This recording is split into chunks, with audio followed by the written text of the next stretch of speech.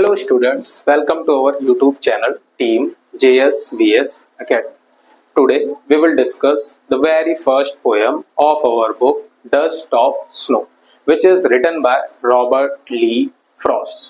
Basically उन्हें Robert Frost के नाम से ही जाना जाता है। आपकी बुक में भी लास्ट में रॉबर्ट फ्रॉस्ट ही दिया गया होगा। आज हम पोएम को ईच स्टैंजा को हम रीड करेंगे और लाइन बाय लाइन आपको पोएम का जो मैसेज है वो समझाने की कोशिश करेंगे। So let's begin the poem dust of snow written by Robert Frost. क्या है यहाँ पर देखते हैं। बेसिकली जो पोएम है वो आपको दिखाना चाहती है कि there are a lot of superstitions in our society. जैसे कि हम जानते हैं कि हमारे समाज में बहुत सारे सुपरस्टिशंस है। सुपरस्टिशंस यानी अंधविश्वास फैले हुए हैं। उसी अंधविश्वास के ऊपर ये पोएम रिलेटेड है। जैसे आपने सुना होगा कि बिल्ली रास्ता काट दे तो आगे नहीं जाना चाहिए, या और भी बहुत सारे ऐसे सुपरस्टिशंस आपने अपनी सोसाइटी के अंदर देखे होंगे। तो आइए पोएम को रीड करते हैं और जो पोएट है क्या समझाना चाहते हैं हम उस चीज को भी हम देखते हैं। क्या बता रहे हैं। द वे अ क्रो शोक down on me the dust of snow from a hemlock tree. तो बेसिकली क्या है, here the poet sees a crow sitting on a tree. तो जो हमारे पोएट हैं रॉबर्ट फ्रॉस्ट, उन्होंने क्या देखा, ही सॉ अ क्रो। उन्होंने एक क्रो देखा जो कहाँ पे बैठा हुआ है, सिटिंग ऑन अ ट्री, एक पेड़ के ऊपर बैठा हुआ है। एंड व्हाइल मूविंग और flying from that tree he shakes या इट शेक्स द ट्री। तो जब वो कौवा उस पेड़ से उड़ता है या आके बैठता होगा तो वो जो ब्रांच है पेड़ की उसे क्या कर देता है, हिला देता है। विद दिस मोमेंट क्या हुआ कि something fall on the poet. और जैसे ही वो कौवा आया उसने ब्रांच को हिलाया। इस मोमेंट के चलते क्या हुआ कि कुछ चीज जो है वो पोएट के ऊपर आकर गिरी। तो बेसिकली क्या हुआ होगा, हम इंसिडेंट को समझने की कोशिश करते हैं कि जो पोएट है हमारे वो जा रहे होंगे और किसी पेड़ के नीचे पहुंचे होंगे। सडनली क्या होता होगा कि क्रो आता है, या तो पेड़ पे बैठता होगा या वो पेड़ पे था और वहां से उड़ के जा रहा होगा। और इस मोमेंट के चलते जो ब्रांच है वो हिल जाती है और जिसके चलते कुछ जो है ब्रांच पे से वो गिरता है सीधा जाके किसके ऊपर, तो हमारे पोएट के ऊपर। आगे देखते हैं क्या हुआ। The dust of snow from a hemlock tree. तो basically what the thing that fall from the tree. तो क्या थी वो चीज जो गिरी पेड़ के ऊपर से, तो that was dust of snow. तो डस्ट ऑफ स्नो क्या है, टाइनी पार्टिकल्स और फ्लेक्स, यानी जो बर्फ के छोटे छोटे, आपने देखा होगा कभी स्नोफॉल होती है तो बहुत छोटे छोटे जो पार्टिकल्स होते हैं वो बेसिकली उस पेड़ के ऊपर से जाके गिरी किसके ऊपर, पोएट के ऊपर। यानी ऐसी जगह की हम बात कर रहे हैं जहाँ पे बर्फ भी गिरती होगी। तो बर्फ का कुछ पार्टिकल्स बर्फबारी होने के बाद पेड़ पे रह गया था और जब क्रो ने वहां से मूवमेंट करी तो वो पार्टिकल सडनली आके गिरा किसके ऊपर, पोएट के ऊपर। और उसी टाइम पे पोएट हमारे पेड़ के नीचे से जा रहे थे। और ये पेड़ किस चीज का था, तो hemlock tree. Basically hemlock tree क्या है, हेमलॉक ट्री एक पॉइजनस ट्री है जिसको एसोसिएट किया जाता है ग्लूम से, है ना, निराशा वाली चीज से, पॉइजन से इसे जोड़ा जाता है। अब हम देख पा रहे हैं कि क्रो और हेमलॉक एक पॉइजनस ट्री और क्रो, इसे हमारे समाज के अंदर बेसिकली नेगेटिव चीजों को रिफ्लेक्ट करने के लिए यूज किया जाता है ना। जब हम नकारात्मक कुछ दिखाना चाहते हैं तब हम क्रो या पॉइजन या जहर जैसे या कांटे भरे पेड़ों का इस्तेमाल करते हैं। तो कुछ शॉर्ट ऑफ देख के तो ऐसा लग रहा है कि जो इंसिडेंट अभी हुआ है पोएट के साथ उसके बाद कुछ तो उनके साथ अब बुरा होने वाला है। तो आइए देखते हैं क्या कुछ बुरा होता है उनके साथ, या फिर वो दिखाना चाहते हैं कि जो चीज हम एसोसिएट करते हैं बेकार चीजों से या रिग्रेटफुल चीजों से वो बेसिकली कुछ होती नहीं है ना। समाज में जो सुपरस्टिशंस होते हैं उनका वास्तविकता से, रियलिटी से कोई भी लेना देना नहीं होता है। देखते हैं आइए। Has given my heart a change of mood. तो विद दिस मोमेंट क्या हुआ कि has given my heart a change of mood. इस इंसिडेंट से क्या हुआ कि जो पोएट का हार्ट था, यानी जो उनके अंदर की फीलिंग्स थी वो क्या हो गई, चेंज हो गई। फीलिंग्स कैसे चेंज हुई है, and saved some part of a day I had to. तो बेसिकली बताना चाहते हैं the poet admits that he had wasted some part of the day on regretting.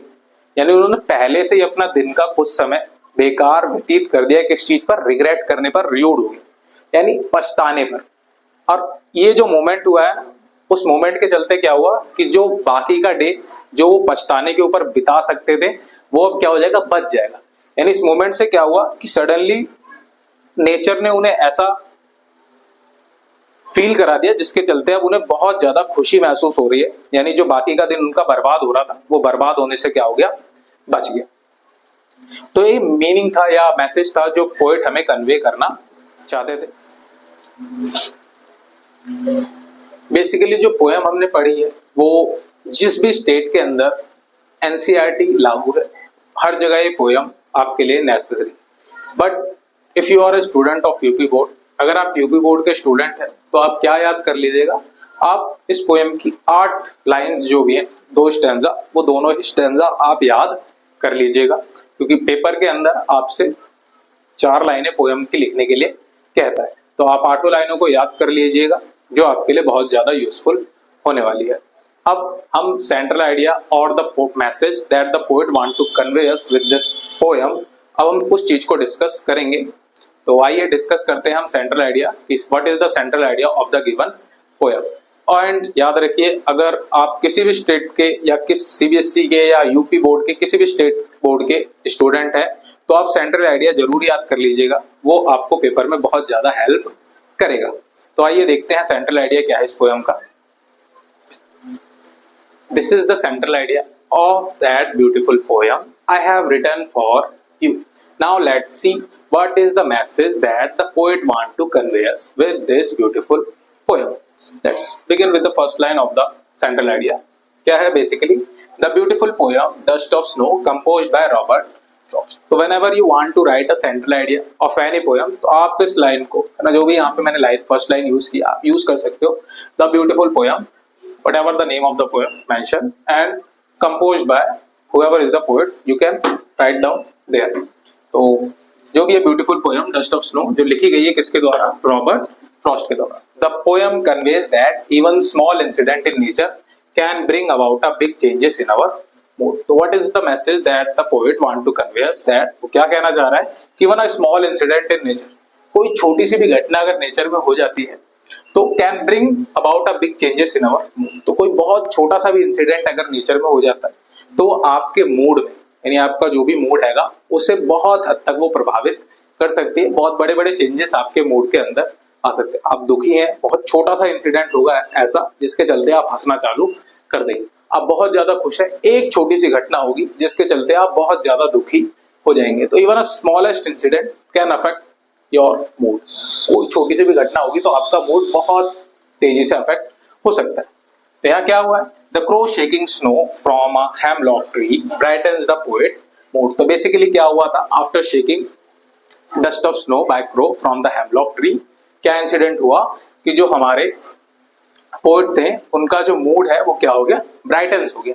यानी बेसिकली जो पोएट थे हमारा, उनका मूड सुबह से बहुत ज्यादा डिस्टर्ब था, खराब था, और उस छोटे से इंसिडेंट के बाद जब क्रो ने हेमलॉक ट्री को शेक किया और जो डस्ट ऑफ स्नो गिरी, उसके चलते उनका जो मूड है वो बहुत ज्यादा अच्छा हो गया।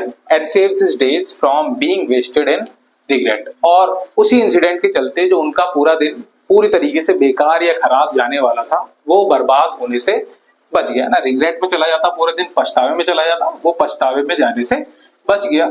It teaches us that the nature has the power to heal, refresh and bring positivity in life. तो बेसिकली मैसेज क्या है, ये सिखाना चाहती है हमें पोएम कि नेचर के अंदर वो पावर है ना, वो एबिलिटी है, वो शक्ति है कि वो हील कर सकती है ना। What ever is the pain in your life can be healed by the nature, है ना। कोई भी दुख हो आपके जीवन के अंदर उसको नेचर बहुत इजीली भर देती है। समय के साथ जो भी दुख है आपका भरता चला जाता है ना। नेचर के पास वो पावर है आपके माइंड को रिफ्रेश करने की और आपके जीवन में पॉजिटिविटी लाने की। आई होप आपको समझ आया होगा मैसेज जो मैंने आपको समझाने की कोशिश की है। मैं साइड हट जाता हूँ, आप स्क्रीनशॉट ले लीजिए और इसके बाद आप अपनी नोटबुक के अंदर लिख लीजिएगा। अगर आपको समझ आया है तो आप सब्सक्राइब कीजिए और वीडियो को लाइक कीजिए। Thank you.